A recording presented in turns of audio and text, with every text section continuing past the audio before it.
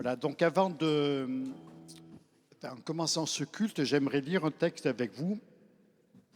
Ça se trouve dans 1 Corinthiens, chapitre 14. Je vous laisse chercher, à moins que tu arrives à nous le mettre sur le vidéoprojecteur. Chapitre 14, versets 26 à 33.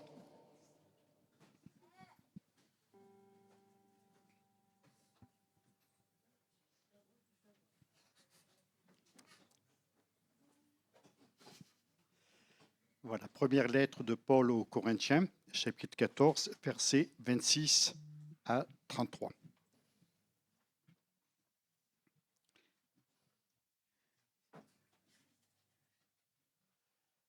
Voilà, tout le monde a trouvé. Tu l'as trouvé, Lionel?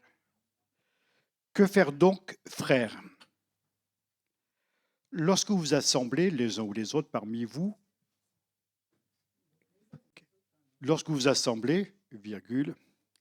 les uns ou les autres parmi vous ont-ils un cantique, une instruction, une révélation, une langue, une interprétation, que tout se fasse pour l'édification?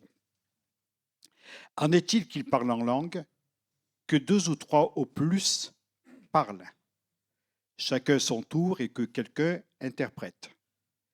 S'il n'y a point d'interprète, qu'on se taise dans l'Église et qu'on parle à soi-même et à Dieu. Pour ce qui est des prophètes, que 2 ou 3 parlent et que les autres, qu'est-ce qui est écrit? Jugent. Que les autres jugent. Alors, je vous expliquerai après. Et s'il y a un autre, alors j'en suis, et s'il y a un autre qui est assis à une révélation, que le premier se taise, car vous pouvez tous prophétiser successivement, afin que tous soient instruits et que tous soient exhortés. Les esprits des prophètes sont soumis aux prophètes, car Dieu n'est pas un Dieu de désordre, mais un Dieu de paix. Là, l'apôtre Paul nous donne un cadre qu'on appelle le cadre des dons spirituels. Donc au chapitre 12, Paul a déjà parlé sur les dons spirituels en les énumérant, en expliquant ce qu'ils sont. Chapitre 13, il va parler sur l'amour, fruit d'esprit, qui définit notre relation avec Dieu, mais également entre nous. Et au chapitre 14, il reprend les dons spirituels en donnant des instructions à l'Église, en disant que si nous avons quelque chose sur le cœur, qu'on l'apporte et que les autres écoutent et qu'ils jugent. Alors, le mot juge, on pourrait se dire, c'est négatif. Tu me juges. Non, je ne te juge pas. Je juge ce que tu viens de dire. Donc, c'est important, je crois, que par rapport à un don spirituel, une parole qui est donnée, la prédication de l'Évangile, ce qui est apporté, que nous puissions avoir une forme de clairvoyance, je mets ça entre guillemets, de manière à être au clair sur ce que nous attendons. Ce n'est pas parce que c'est dit sur un ton proclamé incantatoire que ça vient forcément de Dieu. Donc, c'est à nous aussi d'en juger, d'apprécier. Et le mot juger, dans ce sens-là, c'est plutôt dans le sens d'apprécier, d'évaluer ce qu'il en est. On va chanter, on va adorer le Seigneur tous ensemble. Je remercie nos 3 chanteuses. Je remercie chacun des musiciens. Je vous remercie d'être là présent dans ce lieu. Et ensemble, on va se faire beaucoup de bien. Et si quelqu'un a une pensée de Dieu, qu'il apporte en toute liberté. Nous voulons, les uns et les autres, être à l'écoute de ce que Dieu nous apporte. Que Dieu vous bénisse. Bon culte à chacun.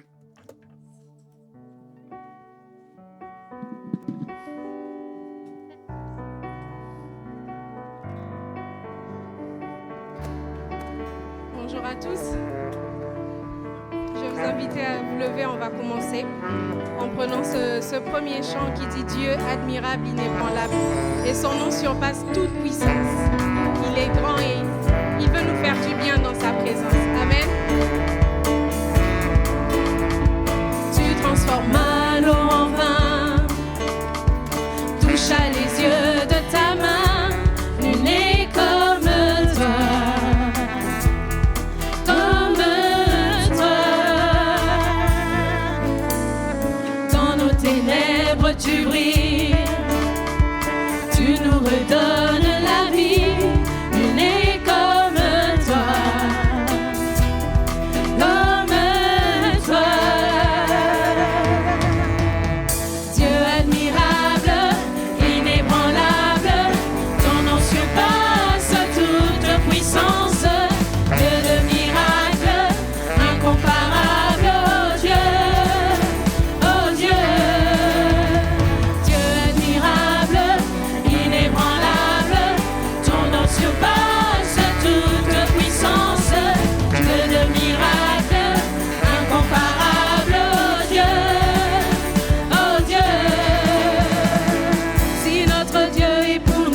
qui pourra nous arrêter?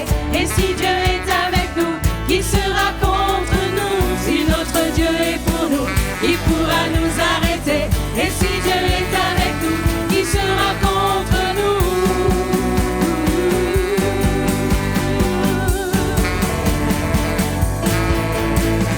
Dieu admirable, inébranlable, ton nom surpasse toute puissance. Dieu de miracles, incomparable, oh Dieu, oh Dieu. Si notre Dieu est pour nous, qui pourra nous arrêter?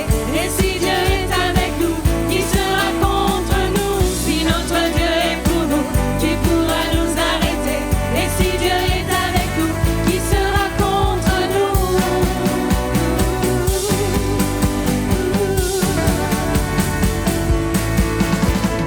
Dieu admirable, inébranlable, ton nom surpasse toute puissance. Dieu de miracles, incomparable, oh Dieu, oh Dieu. Dieu admirable, inébranlable, incomparable. Dieu admirable, inébranlable, incomparable.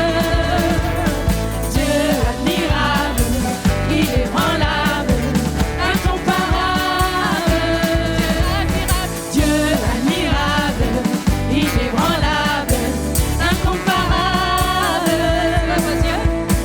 Si notre Dieu est pour nous, il pourra nous arrêter. Et si Dieu est avec nous, qui sera contre nous? Si notre Dieu est pour nous, qui pourra nous arrêter? Et si Dieu est avec nous, qui sera contre nous? Contre nous. Dieu admirable, inébranlable, ton nom surpasse toute puissance. Dieu de miracles, incomparable, oh Dieu, oh Dieu. Dieu admirable, inébranlable, ton nom surpasse toute puissance. Dieu de miracles, incomparable, oh Dieu, oh Dieu. Dieu admirable, inébranlable, ton nom surpasse toute puissance. Dieu de miracles, incomparable, oh Dieu, oh Dieu. Combien Dieu est grand, chantons tous combien Dieu est grand, et tous verront combien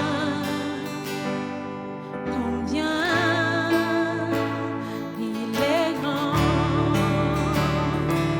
combien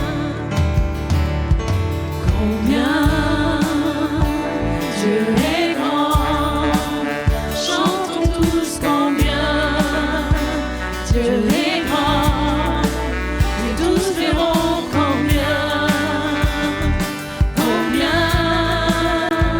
Dieu est grand.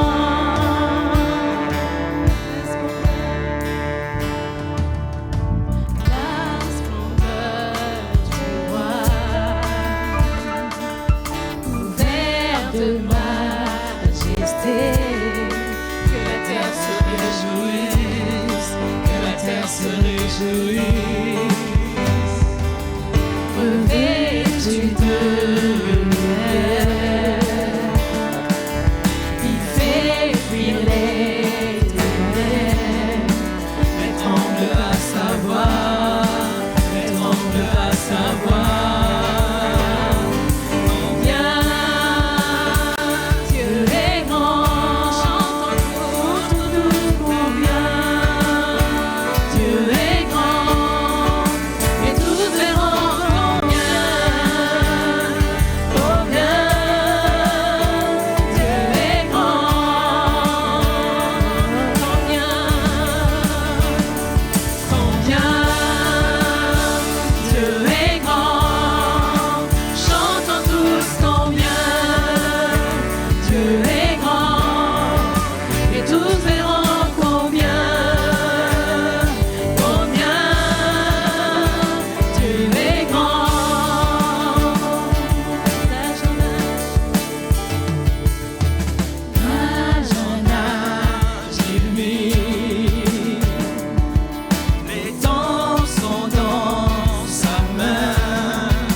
le début et la fin, le début et la fin. La Sainte Trinité, Père, Esprit et Fils, le lion et l'agneau, le lion et l'agneau. Combien Dieu est grand, chantons tous combien Dieu est grand, et tous verront combien Dieu est grand, combien Dieu est grand, chantons tous combien Dieu est grand, et tous verront combien Dieu est grand.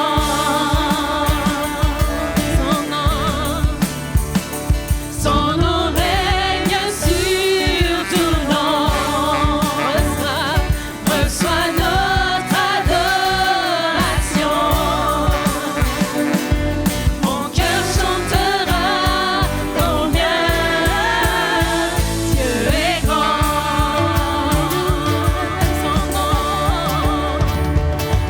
nom règne sur tout nom. Reçois notre adoration. Mon cœur chantera combien Dieu est grand.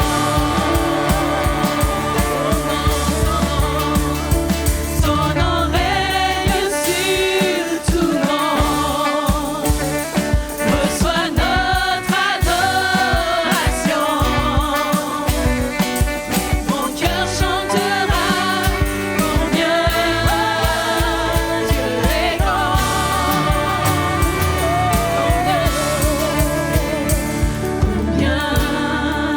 Combien Dieu est grand. Chantons tous combien Dieu est grand. Et tous verront combien Dieu est grand.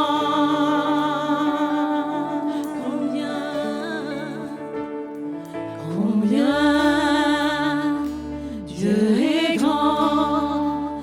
Chantons tous combien Dieu est grand. Et tous verront combien Dieu est grand. Amen, amen. Dieu est grand et c'est en ce nom grand qu'est notre secours. Et nous allons prendre ce chant pour le proclamer. Je lève les yeux vers les hauts sommets. Toi seul est mon Dieu. Je proclamerai que toi seul est ma force. Et toi seul tu me restaures. Mon secours se trouve en toi. Le secours ne vient pas des hommes. Le secours vient de Dieu. Confie-toi en lui et il agira, il interviendra. Il s'occupe de ceux qui se confient en lui. Et c'est ce que nous allons déclarer par ce chant.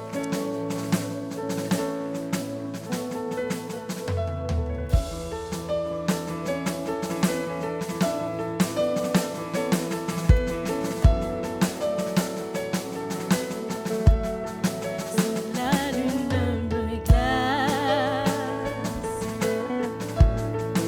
et le soleil menace, créateur des étoiles, mon secours est en toi. Si mes larmes ruissellent et que mon pas chancelle, créateur de la terre, mon secours est en toi.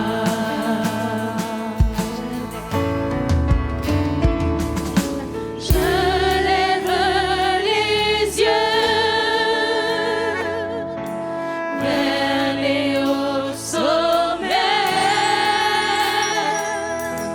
Toi seul est mon Dieu. Je proclamerai. Toi seul est ma force. Toi seul me restaure. Mon secours est en toi.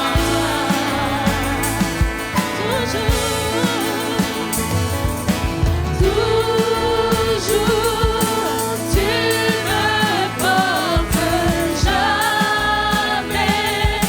Tu ne dors, mon secours est en toi. Si la peur m'envahit et mon âme chavire,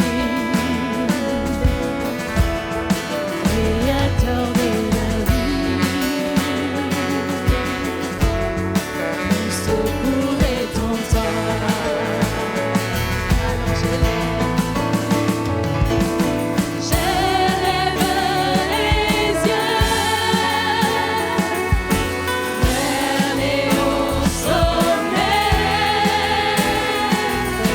Toi seul est mon Dieu. Je proclamerai. Toi seul est ma force.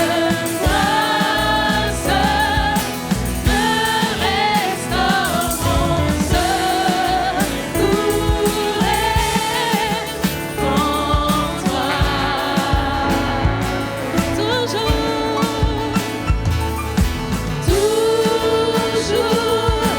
tu me portes jamais.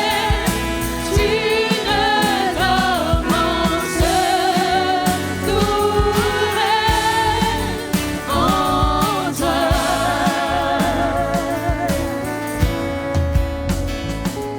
Ta victoire, mon espoir, ton chemin, mon destin, ton salut, mon refuge, tout est en toi. Ta victoire, mon espoir, ton chemin, mon destin, ton salut, mon refuge, tout est en toi. Ta victoire, mon espoir, ton chemin, mon destin, ton salut, mon refuge,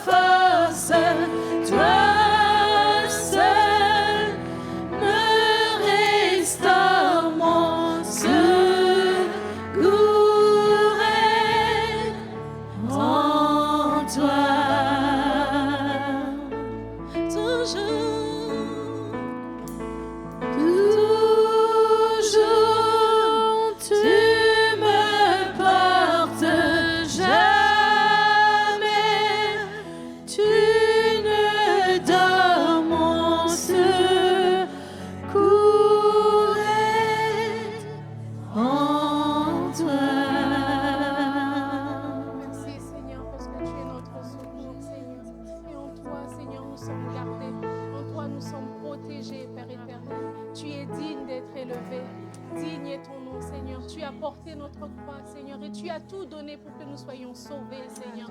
C'est ce que nous voulons proclamer encore, Seigneur, ce matin. Merci pour tout ce que tu fais. Alléluia, béni sois-tu, Jésus. Tu as porté ma croix, tu as tout donné pour que je sois libéré.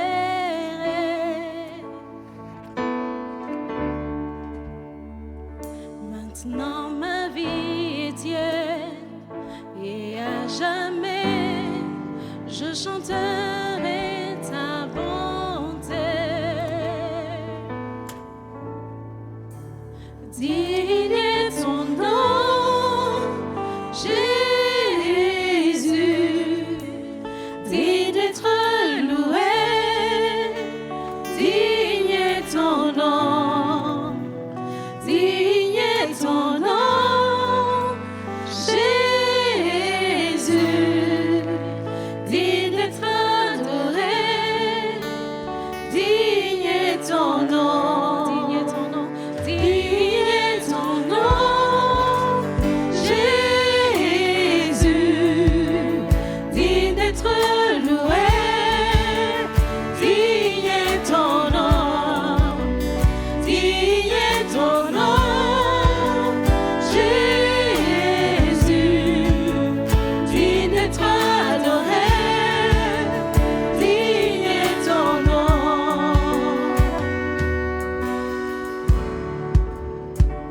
Ma honte fut enlevée, tu m'émerveilles par ton amour indéniable.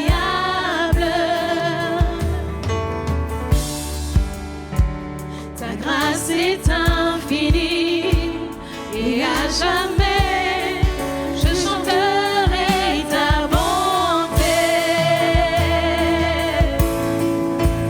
Digne est ton nom, Jésus, digne d'être loué, digne est ton nom, digne est ton nom, Jésus, digne d'être adoré, digne est ton nom, digne est ton nom, Jésus, digne d'être loué, digne est ton nom, digne est ton nom, Jésus, digne d'être loué, digne est ton nom.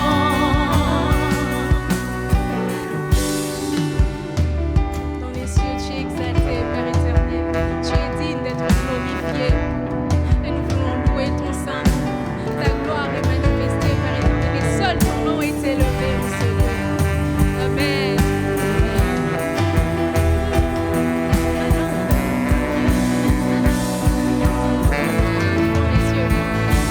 Dans les cieux, ton nom est exalté. Sur la terre, tu es loué. Ta gloire est manifestée. Sur ton nom est élevé. Dans les cieux, ton nom est exalté. Sur la terre, tu es loué. Ta gloire est manifestée. Sur ton nom est élevé. Dans les cieux, ton nom est exalté. Sur la terre, tu es loué.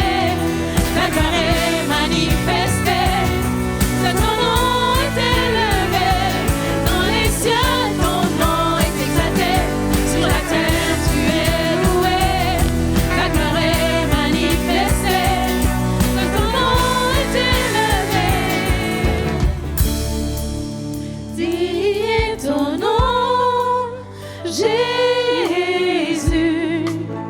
digne d'être loué, digne est ton nom, digne est ton nom, Jésus, digne d'être adoré, digne est ton nom, digne est ton nom, Jésus, digne d'être loué,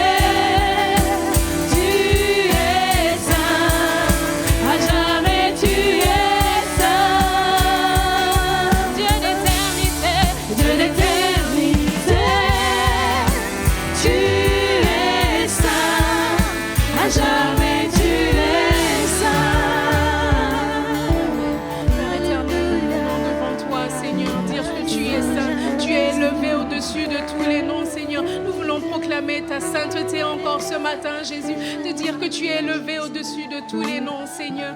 Règne en majesté, Père éternel. Règne en majesté, Jésus. Tu es saint, jamais tu es saint. Je vais demander à Nathalie de se rapprocher. Et pendant ce temps, on va prendre ce chant, je te donne tout. Quand on lui donne tout, quand on lui fait confiance pour toutes choses, il est celui qui prend soin de nous et il le fait bien. Il est le Père responsable et il pourvoit à tous nos besoins. Faisons-lui confiance et il agira. Amen.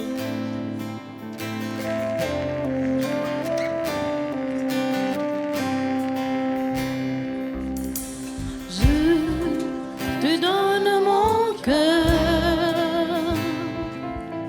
Il ne m'appartient plus. Ce que j'ai de meilleur, c'est pour toi, Jésus. Je te donne mon cœur. Il ne m'appartient plus. Ce que j'ai de meilleur, tout est pour toi, Jésus. Oh mon âme, oh mon cœur, je te donne tout. Oh ma vie, le voici, je te donne tout. Mon cœur est à toi, tout à toi.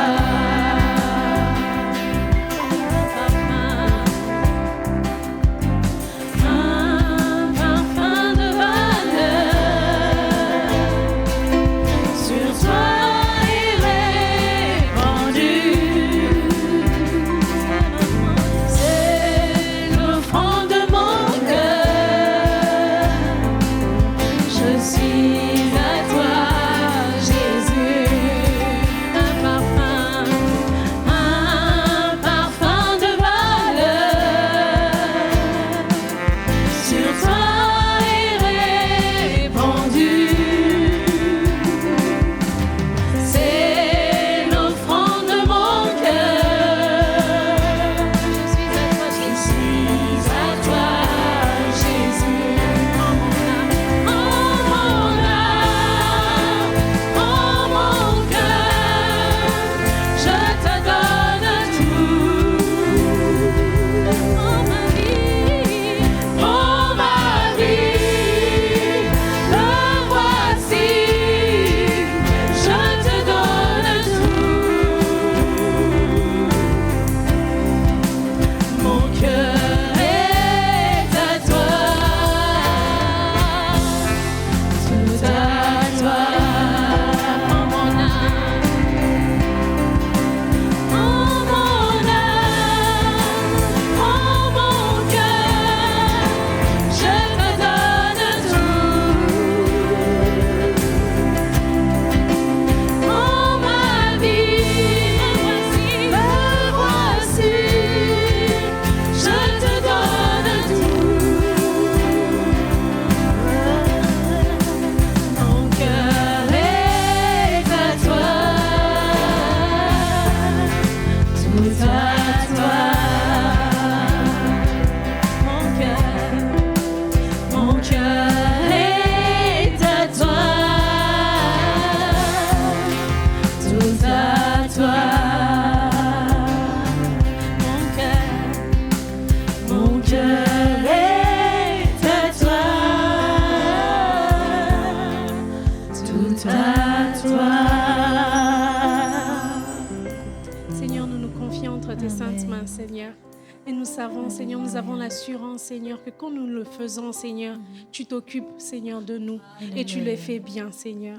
Merci, Seigneur, parce que tu pourvois nos besoins. Merci, Seigneur, parce que nous pouvons fixer nos yeux vers toi, Seigneur, et tu interviens, Seigneur, et tu interviens en notre faveur, Seigneur. Merci pour ta justice dans nos vies, Seigneur. Nous voulons te remettre entre tes saintes mains, Seigneur. Sois au contrôle de toutes choses, Seigneur. Au nom de Jésus-Christ. Amen. Amen. Nous avons laissé la place à Gérald.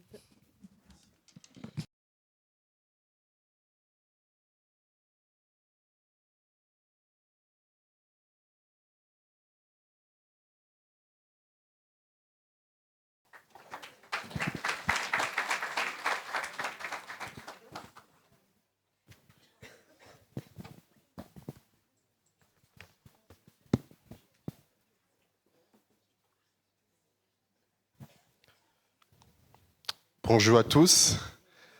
C'est un plaisir encore pour moi ce matin de pouvoir partager la parole de Dieu avec vous, de pouvoir partager ces instants. Notre Dieu est bon. Vous le croyez ou pas? On ne comprend forcément pas tout, mais on sait que quand il agit fidèlement. Seigneur, merci. Merci pour ces instants que tu permets encore ce matin. Nous voulons vraiment rester disposés parce que je crois que peu importe la simplicité, Seigneur Jésus, de ce message, je crois que tu as une parole pour tout un chacun de nous ce matin. Et je prie, Père, afin que par ton esprit, tu puisses permettre à tout un chacun ce matin de saisir une parole. Que ce soit une parole, une phrase, un mot, qui nous édifie, Seigneur, dans notre marche avec toi et qui nous permette, Seigneur, d'atteindre pleinement le but et ta volonté pour nous. Béni soit ton nom et conduis-moi durant ces instants, Père, dans le nom de Jésus. Amen. Amen. Je pense que pour ceux qui ont l'habitude d'être là, vous savez tous que sur le mois de janvier, on traite le sujet de Dieu est juste. Et je vais continuer, bien évidemment, dans cette même lancée ce matin. Et le texte sur lequel je vais m'appuyer se trouve dans le livre de Luc, au chapitre 18, du verset 1 à 8, que nous allons lire ensemble. Luc, chapitre 18, le verset 1 à 8.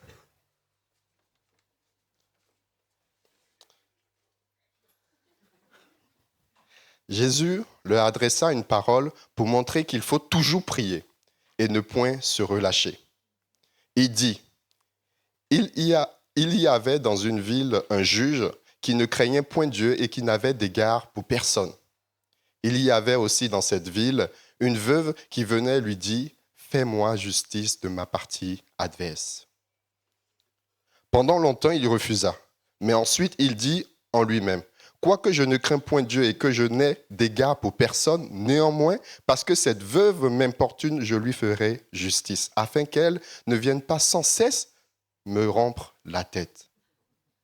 Le Seigneur ajouta, entendez ce que dit le juge inique.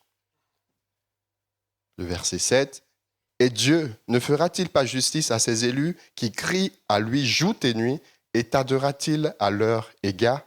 Je vous le dis, il leur fera promptement justice. Mais quand le Fils de l'homme viendra, trouvera-t-il la foi sur la terre? Pour contextualiser un peu ce passage, ici, Luc nous parle d'une parabole que Jésus va donner à ses disciples.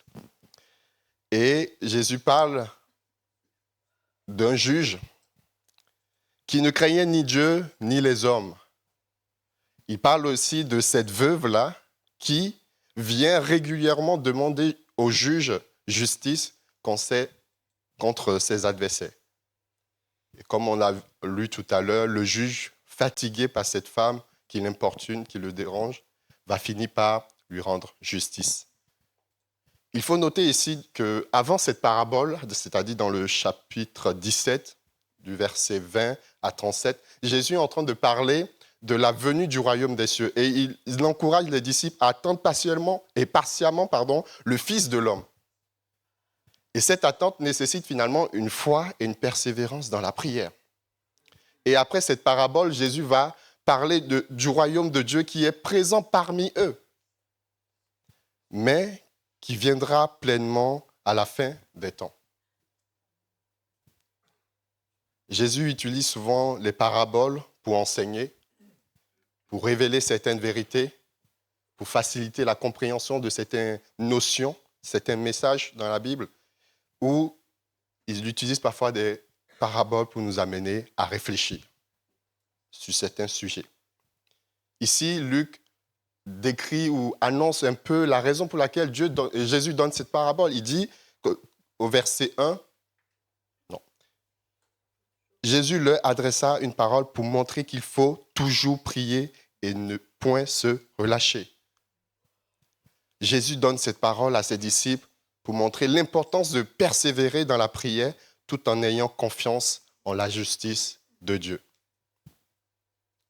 Et c'est sur cette notion de justice de Dieu que je vais principalement m'appuyer ce matin, dont le titre du message, c'est « La justice de Dieu ». Le premier point que je note, c'est que la justice de Dieu est différente de celle des hommes. Dieu est juste et sa justice est différente de celle des hommes. Si on fait un petit focus sur le juge, Jésus va dire que ce juge ne craignait pas Dieu et n'avait d'égard pour personne. Dans d'autres versions, il est écrit « Il ne respectait pas Dieu et il se moquait des gens ». Il faut savoir qu'à cette époque, dans les villes et les villages, les synagogues étaient utilisées aussi comme un tribunal pour gérer certaines petites affaires civiles ou religieuses. Du coup, il y avait des juges qui étaient désignés pour régler ces histoires-là. Et donc, ils étaient placés dans les synagogues pour régler ces différentes histoires, que ce soit pour des affaires civiles ou religieuses. Et ces juges qui étaient placés là dans les synagogues étaient souvent des personnes d'un certain statut social. Ces hommes servaient dans les synagogues comme juges locaux, mais ils n'étaient pas forcément croyants. Et ce qui m'amène à dire que peut-être cela explique le fait que ce juge-là ne craignait pas Dieu. Et compte tenu de son rang, de son statut social, cela m'amène aussi à penser le fait que ce juge ne se préoccupait de personne. Parce qu'au vu du statut social, ils étaient éloignés de certaines réalités que les personnes les plus démunies vivaient.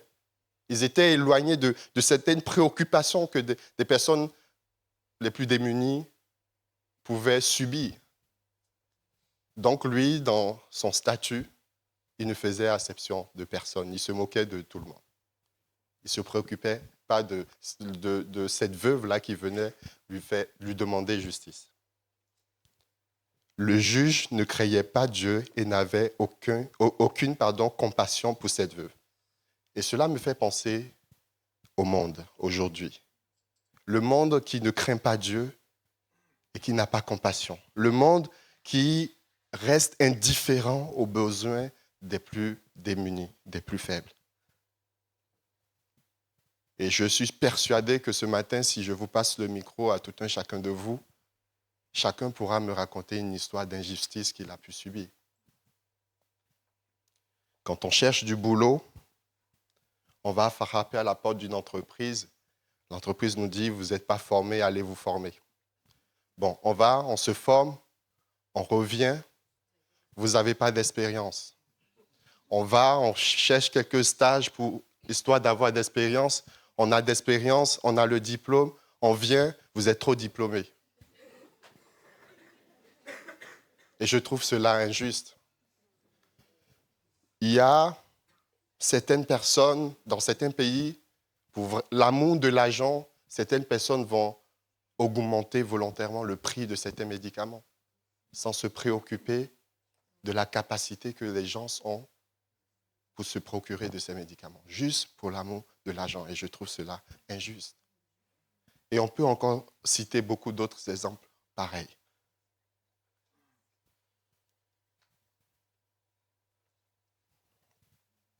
Et contrairement au juge, la veuve est le symbole même de la vulnérabilité. Dans la Bible, les veuves représentent souvent les personnes fragiles, vulnérables, mais qui gardent la foi et une confiance totale en Dieu. Quand on prend l'exemple de la veuve de Sarepta, cette veuve-là que le prophète Élie va venir rencontrer, elle était sur le point de mourir de faim avec son fils. Quand le prophète va venir avec cette parole, elle va faire confiance à la parole et agir selon cette parole et elle sera bénie. Dieu prend soin des faibles et des personnes démunies. Et quand je prends aussi l'exemple de cette veuve-là qui avait les 2 petites pièces d'argent, Jésus met en avant la foi de cette femme qui n'avait que 2 petites pièces d'argent. Autrement dit, elle n'avait rien. Mais elle va tout donner. Avec foi, elle va choisir de faire confiance en Dieu et de donner tout ce qu'elle avait. La veuve symbolise une personne qui a une foi dépendante et une confiance totale en Dieu. Et c'est ce à quoi nous sommes appelés, en tant qu'enfants de Dieu, à dépendre de Dieu et à avoir une foi totale, une confiance en lui. La veuve vient auprès du juge pour lui demander de lui rendre justice. Le juge va lui rendre justice, non pas parce qu'il se soucie de la situation de la femme, non, ou qu'il avait compassion d'elle, mais simplement pour éviter que cette femme continue de l'embêter, de la déranger. Si ce juge a bien accordé justice à cette femme qui le dérangeait sans cesse, à plus forte raison notre Seigneur Jésus, notre Dieu, qui est juste, compatissant, ne nous rendra-t-il pas justice? Comme j'ai mentionné en introduction, la parabole est appelée la parabole du juge inique. Le mot inique ici signifie très injuste. Ouais. Le juge représente le monde qui ne craint ni Dieu, ni les hommes, et qui peut être très injuste à l'égard des autres. Le monde peut parfois nous rendre justice, mais les fondements ne sont pas toujours justes. Parfois, le monde va nous rendre justice pour son propre intérêt, parce qu'il y a son intérêt derrière cela. Mais la justice de Dieu est différente. Dieu est juste. Et lorsqu'il agit, il est juste, et quand il agit dans la justesse. Mais aussi, il agit avec amour, avec compassion et avec un réel intérêt pour nous. Et effectivement, Simon l'a souligné jeudi soir, quand on pense à la justice de Dieu, on voit quelque chose d'un peu ride, mais n'oublions pas, il est amour, on a vu tout un tas de trucs, il est lumière, il est bon, il est puissant. Dieu est. Et ce n'est pas parce qu'il est juste qu'il n'agit pas dans son amour et qu'il n'agit pas avec bienveillance. Non. La justice de Dieu peut nous sembler parfois injuste, mais avec le temps, en tout cas de mon expérience, on finit toujours généralement par comprendre que la justice de Dieu était réellement juste. Jésus, dans cette parabole, encourage les disciples à persévérer dans la prière. Et c'est mon deuxième point, il les encourage à persévérer dans la prière en ayant confiance dans la justice de Dieu. Dieu est juste et il veut que nous persévérons dans la prière tout en lui faisant confiance. Pendant longtemps, il refusa le juge, mais ensuite il dit en lui-même, « Quoique je ne crains point Dieu et que je n'ai d'égard pour personne, néanmoins, parce que cette veuve m'importune, je lui ferai justice, afin qu'elle ne vienne pas sans cesse me rompre la tête. » La veuve, elle va persister dans sa demande. Elle savait très bien que le juge ne se préoccupait pas du tout d'elle, mais elle va persévérer. Elle va persévérer dans sa demande. J'imagine un petit peu, elle vient le lundi, le juge lui dit, ne se préoccupe pas d'elle, elle revient le mardi, elle revient le mercredi, elle revient au bout d'un moment, je comprends l'état du juge, hein, même si je ne suis pas juste, bon, c'est bon là. Et ceux qui ont des enfants, vous savez, Pour les parents, quand l'enfant veut ce bonbon, mais il insiste, il tire votre pantalon pour les garçons, je ne sais pas, et pour les mamans, il tire, il vous dérange. Je veux ça, je veux ça. Au bout d'un moment, même quand on finit par céder, on donne. Même si ce n'est pas juste.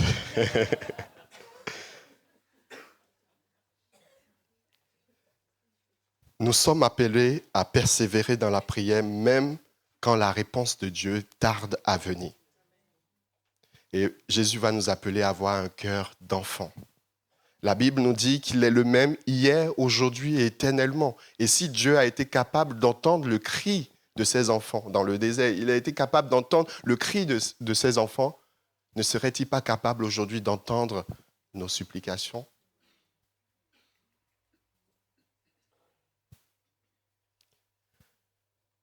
Jésus va non seulement mettre en avant la persistance de cette veuve, mais il va aussi souligner la foi.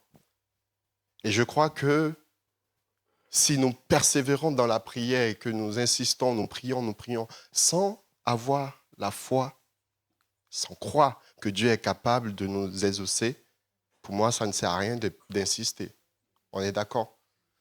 Si je persévère dans la prière, c'est parce que je crois qu'il agira.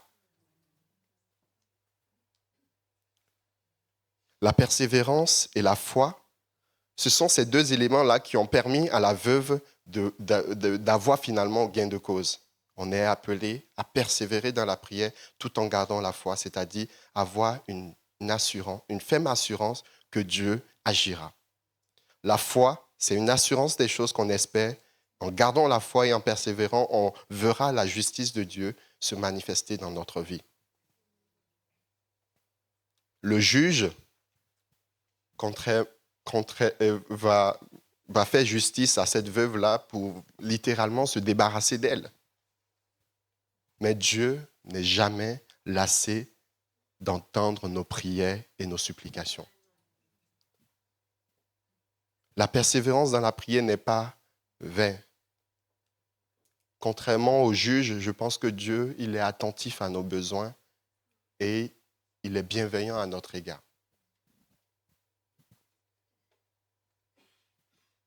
Mon troisième point, Dieu fait justice. Dieu est juste et il agit au bon moment et de la bonne façon.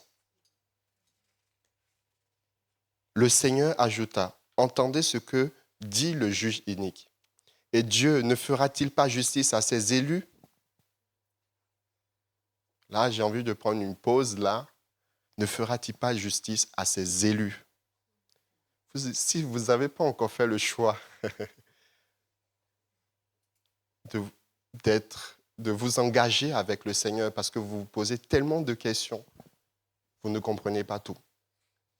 Peu importe le temps qu'on va vous donner pour comprendre les choses, vous n'allez pas comprendre tout.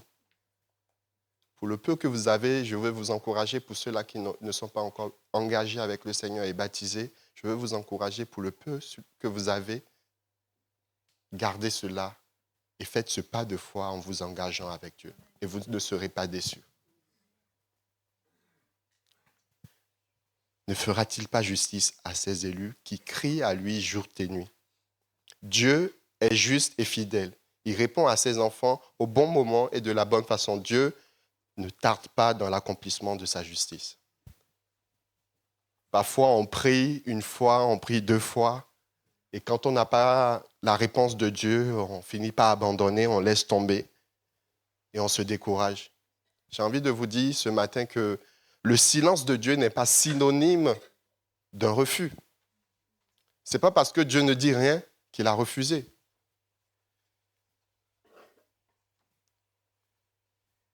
Et j'ai du mal quand même à croire que Dieu, il est là, il croise les bras. Quand il nous entend prier, il dit, bon, je vais encore attendre 2 semaines avant de lui répondre, non, allez, je la laisse prier ou je le laisse prier encore, 2 mois. Non, j'ai du mal à croire que Dieu fait ça. Non, il entend nos prières, il entend notre supplication, mais il va agir au bon moment et de la bonne façon. Nous, notre moment est différent parce que nous, on veut que ça soit fait à tel instant, tout de suite, et ainsi de suite. Mais Dieu, lui, il connaît toutes choses. Il connaît le présent, il connaît le futur.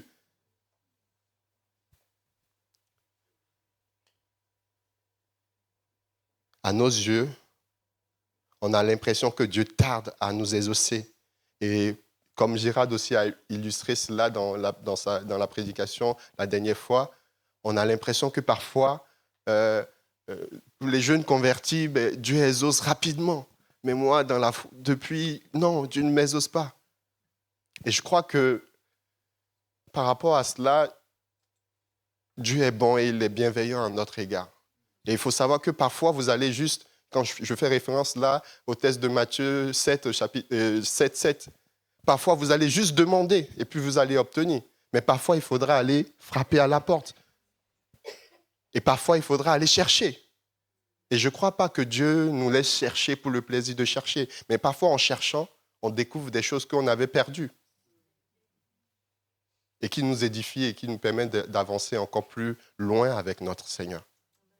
S'il nous laisse volontairement parfois chercher, je pense que c'est pour amasser encore d'autres richesses, pour amasser encore d'autres éléments qui vont nous édifier dans la marche et dans la suite avec lui.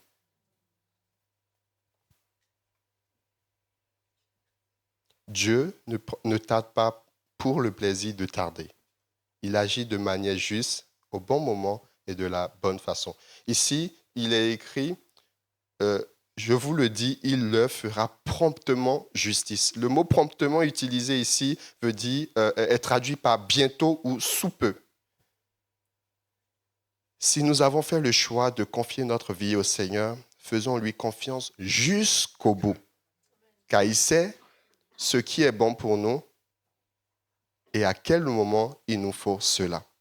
Et par rapport à ça, j'ai envie de raconter un peu mon témoignage sur le plan de vue un peu professionnel. Après mon BTS, j'ai fait un BTS en informatique. Vous savez, pour ceux qui savent, en BTS, la première année, généralement, c'est un peu un tronc commun. Et la deuxième année, on choisit un peu sa spécialité. Donc, j'ai choisi l'option réseau en informatique. Et après mon BTS, j'avais vraiment à cœur de faire de la sécurité informatique, en informatique. C'était vraiment ce que je voulais faire. Bon, après le BTS, je postule à des écoles. Bon, ce qui est là, dans mon cas, c'était un peu particulier. J'avais l'entreprise, parce que je voulais faire ça en alternance. J'avais l'entreprise, mais je n'avais pas l'école. Souvent, c'est l'inverse, mais Dieu m'a fait grâce. J'avais l'entreprise, mais je n'avais pas l'école. J'ai postulé dans toutes les écoles, en tout cas, qui n'étaient pas loin, parce que j'aimais mon église. Je ne voulais pas quitter l'église. Donc, toutes les écoles qui étaient à proximité, pas loin d'ici, pour faire la sécurité, aucune porte s'ouvre. Et bon, comme j'avais déjà l'entreprise, mon responsable m'a dit, moi je connais une école à Châtellerault qui font des réseaux et télécoms, si tu veux, au pire, tu fais ça. J'ai dit, bon, il ne reste plus que ça, hein, je vais le faire. En réseau et télécom, en télécom, je n'avais aucune compétence, mais je suis allé pas à la foi. Et heureusement qu'il y avait le réseau, parce que c'est ça qui m'a permis de valider ma licence pro. Donc, je fais la licence pro en réseau et télécom.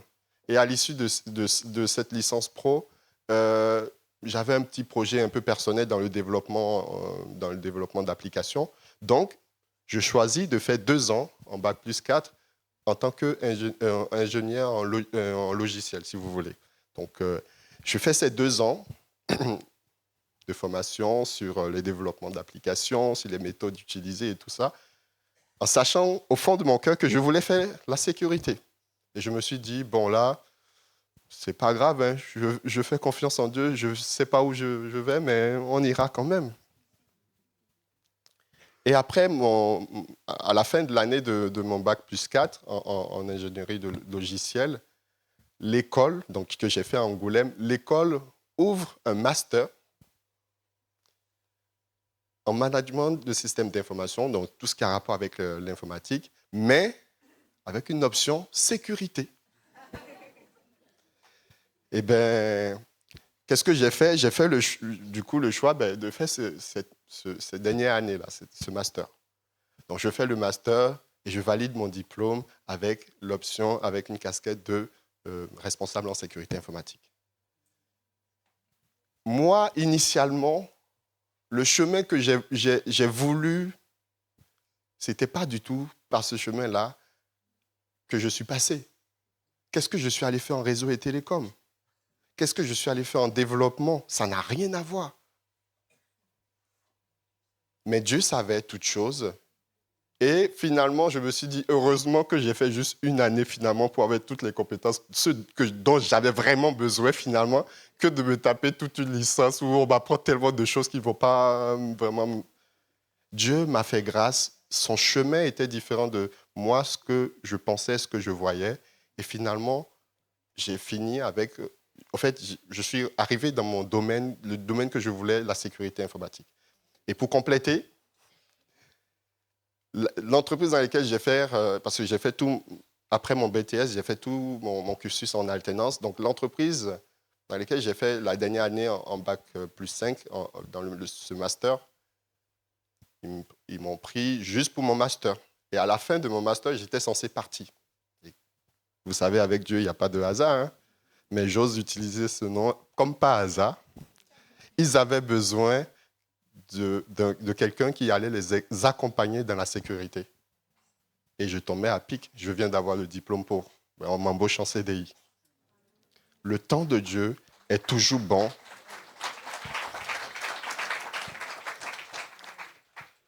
Mais pour arriver jusque-là, il a fallu que je fasse vraiment confiance en Dieu. Je pouvais abandonner parce que je connais certaines personnes qui vont se dire, bon, moi, c'est ça que je veux faire. Et aucune porte ne s'ouvre dans ça, ben, j'abandonne, je ne fais plus rien, je laisse tomber. Non. Faisons confiance en Dieu et persévérons. Il sait ce qui est bon pour nous. Il sait au moment où il nous faut cela et il agira fidèlement.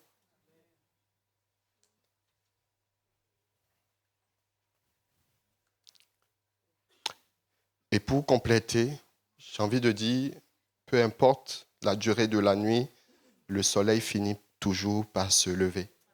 Gardons la foi et la persévérance et Dieu finira par agir car il est juste. Et il y a une autre notion sur laquelle j'aimerais insister. Dieu est notre Père. Et nous devons garder cela à l'esprit lorsque nous nous approchons de lui. Il est notre Père. Et je crois que ce n'est pas pour rien quand Jésus va dire, donner l'exemple de la prière, notre Père qui es aux cieux. Il commence par là. Tant qu'on ne va pas prendre conscience qu'il est notre Père, je pense que le reste, on aura du mal avec le reste. Il est notre Père. Et peut-être parfois vous faites, parce que quand on dit ça souvent, instinctivement, on va faire le lien avec notre Père terrestre. Mais ne faites pas ça. Ne faites pas ça. Si vous voulez vraiment savoir, quand la Bible nous dit Dieu est notre Père, vous voulez vraiment savoir ce que ça veut dire, il faut lire dans la Bible. Là, on a la définition parfaite. Mais quand on veut prendre la définition en vue du comportement de notre Père terrestre, qui peut être bien, hein, je ne dis pas. Mais la définition parfaite se trouve dans la Bible. Dieu est notre Père et il prend soin de ses enfants.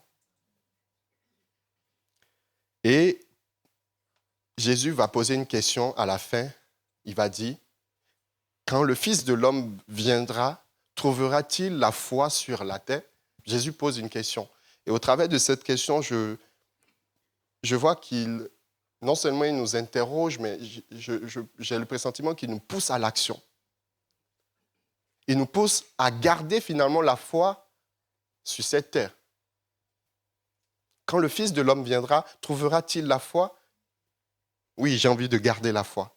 J'ai envie de garder la foi jusqu'à ce que le royaume des cieux vienne. J'ai envie de garder la foi jusqu'à son retour et de persévérer. Peu importe la difficulté, peu importe le chemin sur lequel... Même si c'est loin de ce que j'ai toujours envie de vivre, ou même si je trouve ça injuste que Dieu ne réagit pas encore maintenant. Ça fait plusieurs mois, plusieurs années que je traverse des situations difficiles où je suis dans... Il y a une maladie garde la foi et persévère. Dieu ne laisse pas cette maladie parce qu'il trouve plaisir à te laisser souffrir. Non, il veut te guérir. Mais son timing est le bon timing. On ne va pas tout comprendre, mais faisons-lui confiance parce que son timing est le bon timing. Dieu est juste, mais serons-nous assez patients dans la foi et la persévérance, dans la prière, pour le laisser agir? À mon tour de vous poser cette question. Il est juste, mais est-ce qu'on sera assez patient? On est souvent tenté quand on voit le monde, quand on voit la rapidité avec laquelle certaines personnes obtiennent certaines choses, on est tenté de prendre des raccourcis. Mais ne faites pas ça. Continuez à faire confiance en Dieu et patientez. Vous allez peut-être avoir l'impression que j'ai perdu le temps. Mais non, avec Dieu, on ne perd pas le temps. Avec Dieu, on ne perd pas le temps. Demeurez simplement attaché avec lui. Oubliez ce qui s'est passé dans le passé et faites-lui confiance. Il est juste, il est fidèle, il est bon et je crois qu'il est capable d'agir fidèlement et il agira au bon moment et de la bonne façon. Voilà ce que je voulais partager avec vous ce matin. Et pour conclure, je dirais ceci. La justice de Dieu est différente de celle des hommes. Dieu est juste et ne tarde pas à agir. Il agit au bon moment et de la bonne façon. Et nous sommes appelés à garder la foi et à persévérer pour voir sa justice s'appliquer dans notre vie. Amen. Amen. Et j'aimerais qu'on se lève, on va prier ensemble, si vous le voulez bien. Je vais demander aux musiciens de se préparer. Et j'aimerais qu'on prie ensemble, si vous le voulez bien.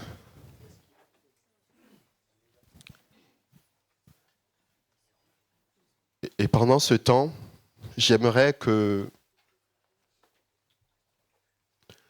Je pense que ce matin, je ne sais pas si je suis le seul, mais on est là pour apporter notre offrande, pour apporter notre louange à Dieu, mais on est aussi là pour recevoir de lui.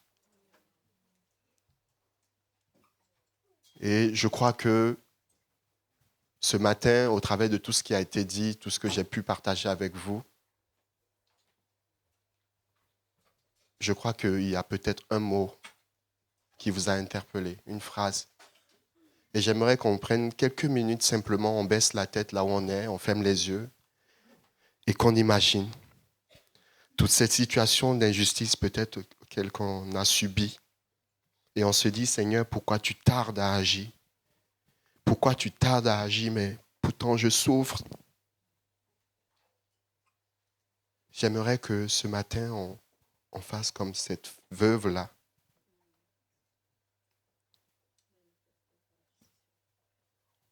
En suppliant Dieu encore ce matin, avec foi. Seigneur, vois ma situation.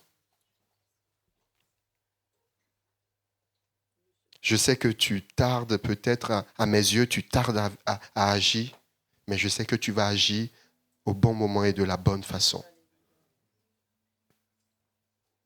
Et si tu traverses une situation comme ça où tu as l'impression que Dieu tarde à agir, ou tu as l'impression d'être dans une situation d'injustice, j'aimerais simplement à ta place que tu baisses la tête, tu fermes les yeux, je vais prier pour toi.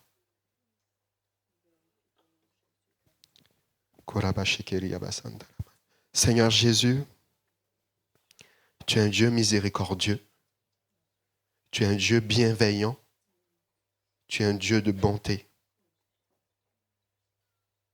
Et je crois, Seigneur, que tu ne tardes pas à agir pour le plaisir de tarder. Et je crie encore à toi ce matin, Seigneur, avec toutes ces personnes qui traversent, Seigneur, cette situation d'injustice. Je crie à toi ce matin, Seigneur, avec toutes ces personnes qui s'attendent à toi. Et je te demande, Seigneur, par ta grâce, que tu puisses répondre à leurs besoins. Je prie et je te demande, Seigneur, par ta grâce, que tu les sortes de cette situation. Je prie et je te demande par ta grâce que tu leur accordes la guérison. Je prie et je te demande par ta grâce que tu apportes la solution. Je prie et je te demande par ta grâce que tu leur donnes de patienter s'il faut qu'ils patientent. Béni soit ton nom. Béni soit ton nom parce que tu es un Dieu bon. Béni soit ton nom car tu es Emmanuel, Dieu avec nous. Et je veux croire encore ce matin que tu es avec nous. Et ce que tu as dit, tu vas l'accomplir. Béni soit ton nom, Seigneur Jésus. Et je veux prier pour tous ceux-là qui persévèrent avec toi. Donne-leur, Seigneur Jésus, de ne pas se fatiguer dans cette persévérance. Mais donne-leur de continuer à courir, donne-leur de continuer à persévérer dans la prière en te faisant confiance. Donne-leur, Seigneur Jésus, au travers de cette persévérance, de découvrir encore qui tu es. Afin que plus que jamais, Seigneur, ils sortent de cette situation beaucoup plus forts, beaucoup plus enracinés dans la relation et dans l'intimité avec toi. Merci, Seigneur, pour notre Église. Nous voulons toujours continuer à compter sur toi. Nous voulons toujours continuer à persévérer dans la recherche de qui tu es et de ce que tu as pour nous, de ce que tu veux nous révéler. Nous voulons continuer à persévérer. Donne-nous la foi. Augmente notre foi. Persévère. Donne-nous de persévérer dans notre marche avec toi. Que ton nom soit exalté, que ton nom soit glorifié, Père. Dans le nom de Jésus. Amen. Amen. Que Dieu vous bénisse.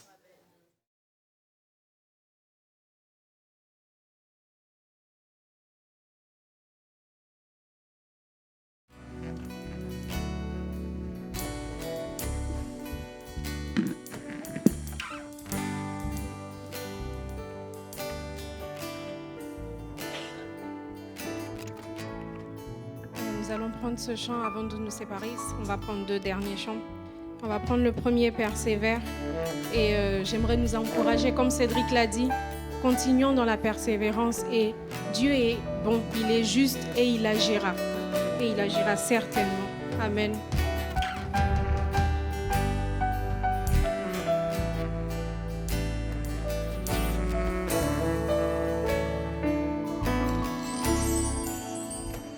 Si Dieu a mis un rêve dans ton cœur, écris-le, garde-le comme un trésor. Quoi qu'on dise, protège la vision avec passion.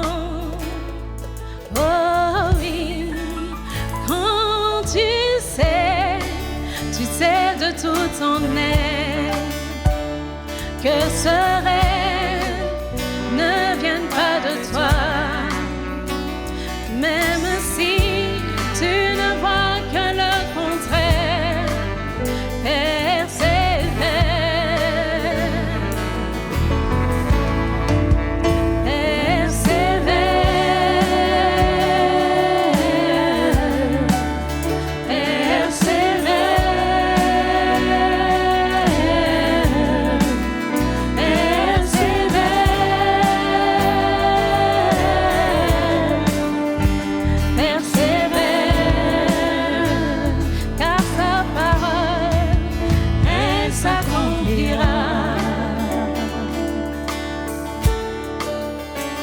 si dans ton cœur est réelle cette promesse, quand vient le doute, lève-toi et confesse que Dieu est vrai et que sa parole demeure éternelle.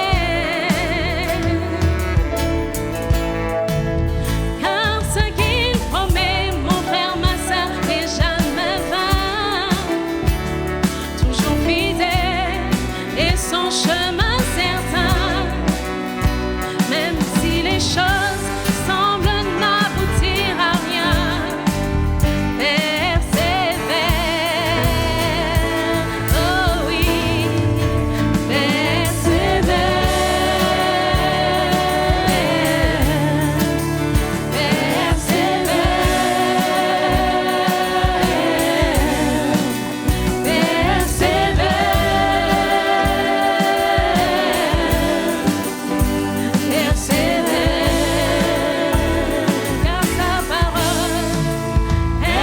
s'accomplira. Quand il dit, la chose arrive. Quand il ordonne, elle existe. Son regard est sur ce qui lui appartient.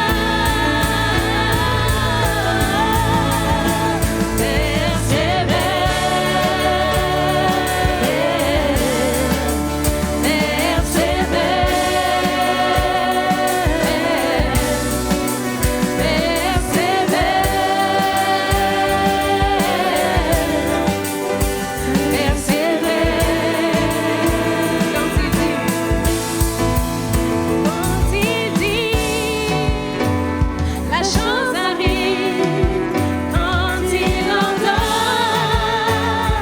elle existe. Son regard est sur ce qui lui appartient.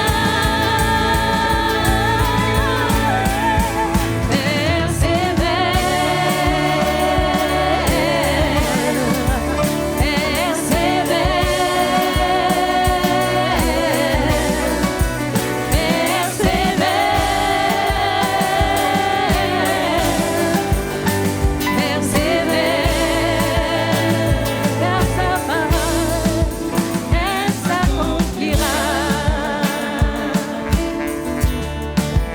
Elle s'accomplira. Elle s'accomplira. Certainement, oh oui. Elle s'accomplira. Amen.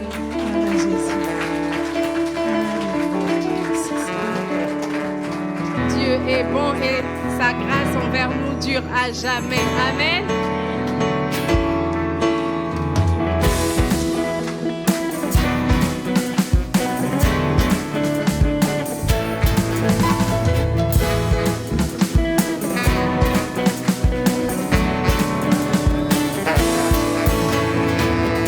Tu es bon et ta grâce envers nous durera jamais. Dieu, tu es bon et ta grâce envers nous durera jamais.